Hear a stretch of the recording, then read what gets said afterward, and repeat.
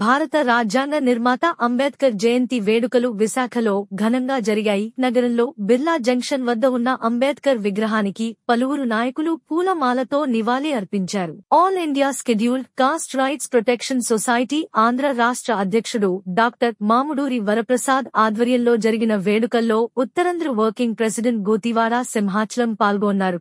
ఈ వేడుకల్లో పాల్గొన్న పారిశుద్ధ్య కార్మికులకు అంబేద్కర్ సాధించిన విజయాలను వివరించారు. వారి ఆశయ సాధన కోసం ప్రతి ఒక్కరూ కృషి చేయాలని పిలుపునిచ్చారు. జై భీమ్ అండి. బిర్లా జంక్షన్ పారిశుద్ధ్య కార్మికులందరికీ కూడా ఈరోజు డాక్టర్ బిఆర్ అంబేద్కర్ గారు 134వ జన్మదిన శుభాకాంక్షలు. అంబేద్కర్ గారు 1891 ఏప్రిల్ 14వ తేదీన జన్మించారు. అలాగే డిసెంబర్ 6, 1956 ఆయన చనిపోయిన నేటికి 134 సంవత్సరాలు పూర్తి చేసుకున్న అంబేద్కర్ గారికి నా హృదయపూర్వకమైన జన్మదిన శుభాకాంక్షలు అండి. ముఖ్యంగా ఏంటంటే ఈ గోటివాడ సింహాచలం గారు మీ గురించి చెప్పారు.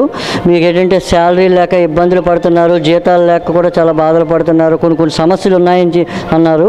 కనుక మేము ఈ దృష్టికి ఈ నెల చివరిలో కానీ లేకపోతే వచ్చే నెల ఫస్ట్ వీక్లో కానీ మేము వీలైతే మనం అమరావతి మన చంద్రబాబు నాయుడు గారు నారా చంద్రబాబు నాయుడు దృష్టికి తీసుకెళ్తామని సమయంగా నేను మనవి చేసుకుంటున్నానండి. మీకు ఏ సమస్యలు ఉన్నా సరే మీరు ఈ గోటివాడ సింహాచలం గారికి చెప్పాలని నేను మనస్ఫూర్తిగా కోరుకుంటున్నాను. జై భీమ్. సంబంధించినంత అంటే ఆయన ఎన్ని కష్టాలు అయితే పడి ఈ చదువులో కానీ విద్యల్లో కానీ కూడా ఎంత డెవలప్ అయ్యి అన్ని రకాలుగా ఆయన ఆసక్తికరంగా ఆయన ఎలా ఉన్నారో అలాగే కూడా నేటి యువత కూడా ఆ విధంగానే ఉండాలని వారు చక్కగా చదువుకోవాలని కనీసం ఆయన చదువుకున్న 25 డిగ్రీల పైన ఆయన చదువుకున్నారు.